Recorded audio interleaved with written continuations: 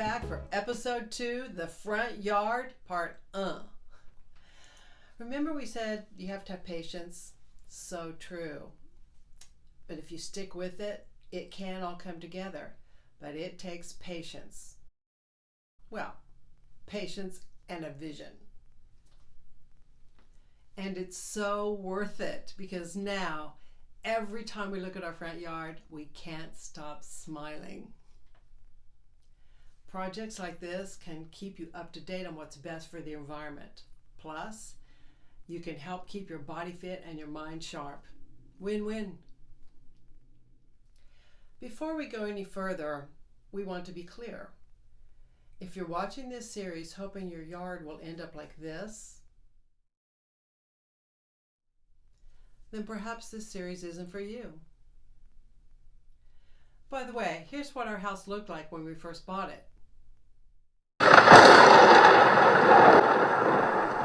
Oops, wrong photo. Our neighbors congratulated us on buying the worst house on the block. Gee, thanks. But we didn't care. We were so happy to purchase our first home.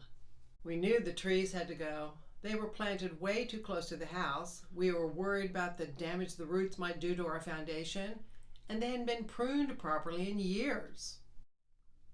You might also have noticed that there's a huge bougainvillea on the left side of the house.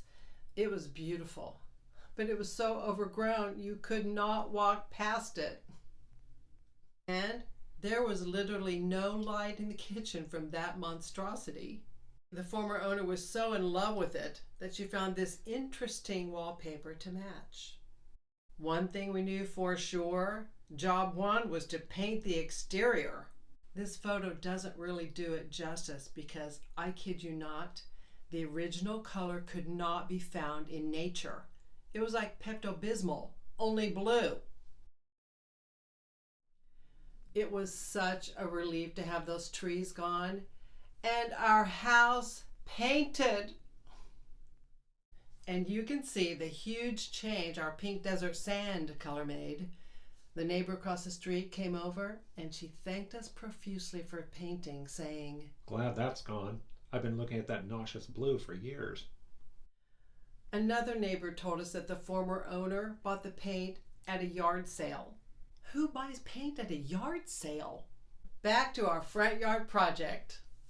Okay, I'm not going to lie. There were a lot of growing pains. We had multiple issues. Replantings, dead trees,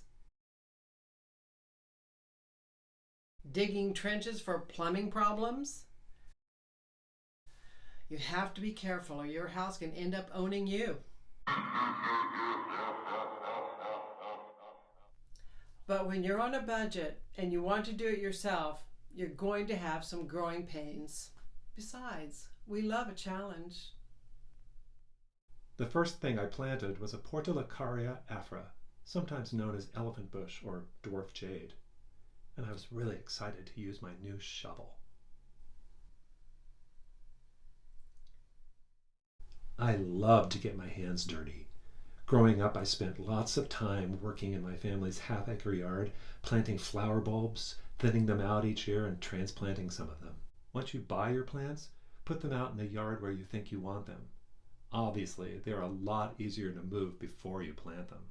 Make sure you read the cards stuck inside the plants before you buy them. These cards can tell you what you need to know.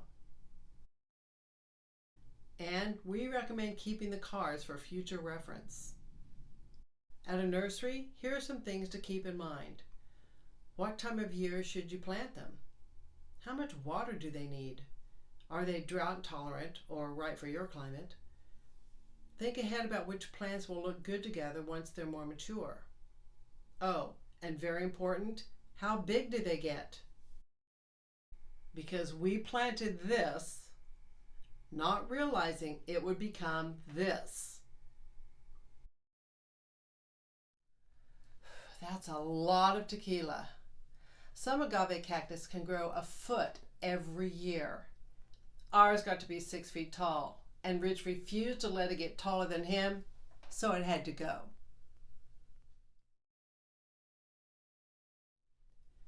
That's it for now. In the next episode, we'll show you why our front yard makes us smile. Don't forget to like this episode, click the subscribe button, and tell us what you think in the comment section. Oh, and please share the link with your friends. Thanks. See you next time.